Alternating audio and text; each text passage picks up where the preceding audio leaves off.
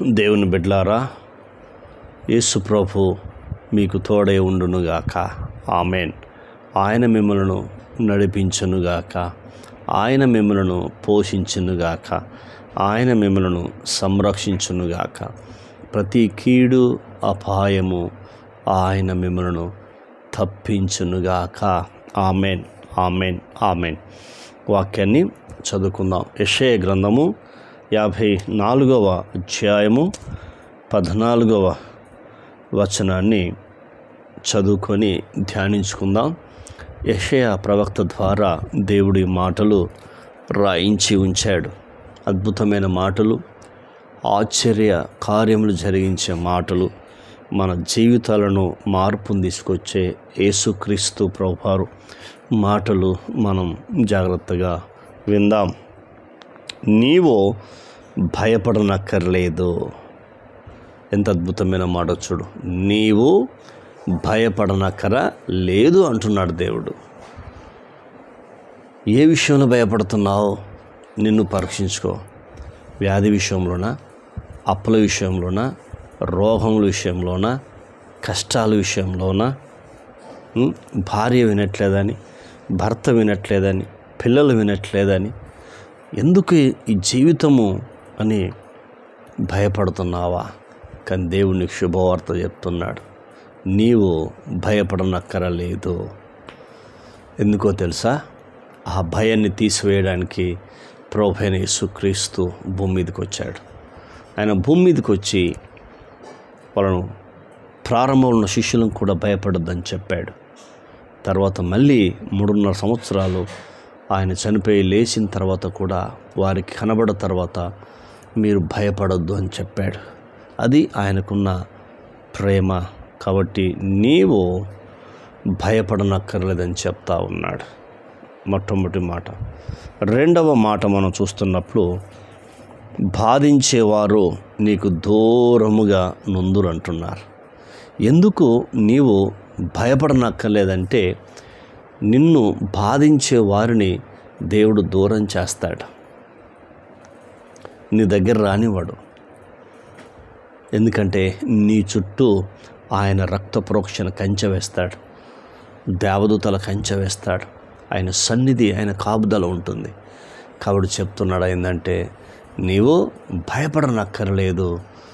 నిన్ను బాధించే వారందరూ నీకు దూరంగా ఉంటారని వాగ్దానం చేస్తున్నాడు. కాబట్టి నీవు ఈ వాగ్దానాన్ని ఎత్తిపట్టి ఏం చేయాలంటే ప్రార్థించాలి.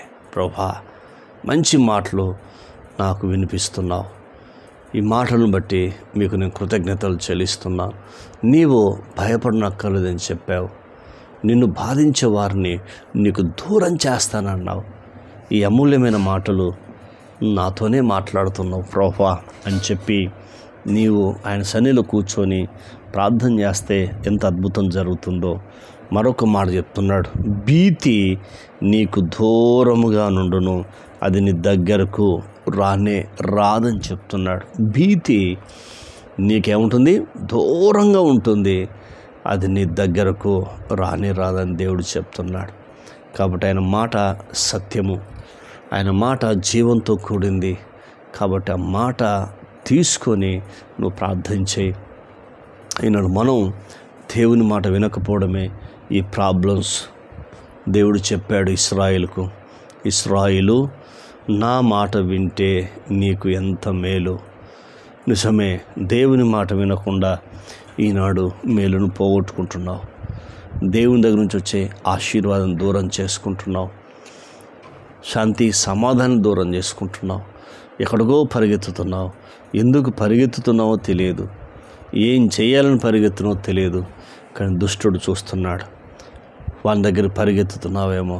కాబట్టి నువ్వు దేవుని మాట నమ్ము, దేవుని వాగ్దానం ఎత్తిపట్టు, ప్రార్థన చేయి.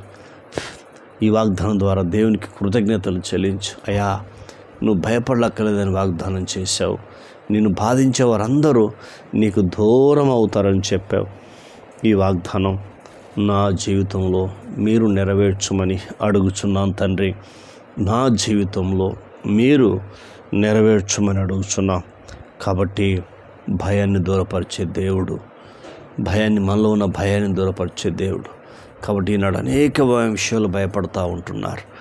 ఒకవేళ డాక్టర్లు చేతులెత్తేసారేమో, బలహీనరాలుగా ఉన్నావు, నీ లోపల అవయవాలు పనిచేయట్లేవు అన్నా పర్వాలేదు, దేవుని నమ్ము, యేసుప్రభుని నమ్ము, యేసుప్రభు మీద విశ్వాసం ఉంచు.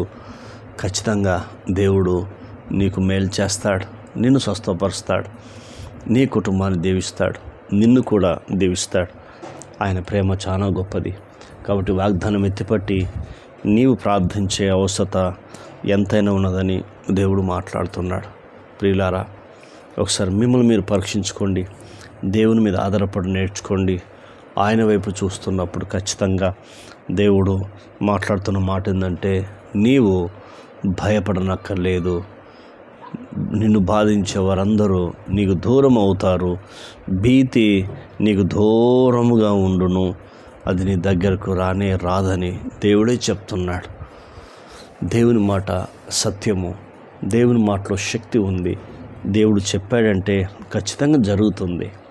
దేవుడు వాగ్దానం ఇచ్చాడంటే ఆ వాగ్దానం ఎత్తి పట్టుకున్నప్పుడు దేవుడు ఖచ్చితంగా మన జీవితంలో నెరవేరుస్తాడు, మేలు చేస్తాడు. మనని ఉన్నతమైన స్థితిలో ఆయన నిలబెట్టగల కృపా కనికరం గల దేవుడు మన దేవుడు యేసయ్య. కాబట్టి ఈ వాగ్దానం ద్వారా నీవు మేలు పొందావని నేను నమ్ముచున్నాను. కాబట్టి ప్రార్థన చేద్దాం. నాతో పాటు నువ్వు ఏకీభవించినలా నిన్ను పరీక్షించుకో, నిన్ను ఒకసారి ఆలోచన చేసుకో. అయ్యా, నీ వాగ్దానము నా పట్ల నెరవేర్చు ప్రభా. అయ్యా, నేను ప్రార్థిస్తున్నాను, నా ప్రార్థన అంగీకరించు, నా ప్రార్థనకు జవాబు దయచే, నాలో ఉన్న భయాన్ని తొలగించు, నాలో ఉన్న కలవరాన్ని తొలగించని ఒకసారి మనం తీర్మానం చేసుకుందాం. ప్రార్థన. కన్న తండ్రి, నీకు స్తోత్రాలు. విన్న మాటలు అయా దుష్టతకు పోకుండా సహాయించి, ఈ మాటల ద్వారా మమ్మలను మీరు ధైర్యపరిచినందుకు వందనాలు, మమ్మల్ని మీరు ఆదరించినందుకు మీకు స్తోత్రాలు, మమ్మల్ని మీరు అయా ఉన్నతమైన స్థితిలో మమ్మల్ని ఉంచినందుకు మీకు స్తోత్రాలు. నీవు భయపడనక్కర్లేదని చెప్పావయ్యా. అందును బట్టి కృతజ్ఞతలు, స్తోత్రములు, వందనములు చెల్లిస్తున్నాం తండ్రి. మీ కార్యాన్ని జరిగించండి ప్రభా, మీ కార్యాన్ని ప్రభా జరిగించమని మిమ్మల్ని అడుగుచున్నాం తండ్రి. నీకు స్తోత్రాలు అయ్యా, మీకు వందనాలు చెల్లిస్తున్నాం. మా ప్రార్థన విని జవాబు మీరు అనుగ్రహించిన మీ కృపకై వందనాలు. మిమ్మల్ని ఘనపరుస్తూ, హెచ్చిస్తూ, మహిమపరుస్తూ, కృతజ్ఞతలు, స్తోత్రములు చెల్లిస్తూ యేసు నామములో అడిగినవన్నీ పొందుకున్నాం తండ్రి. ఆమెన్. ఆయన కృప సదాకాలం తోడై ఉండి నడిపించునుగాక. Amen, amen, amen.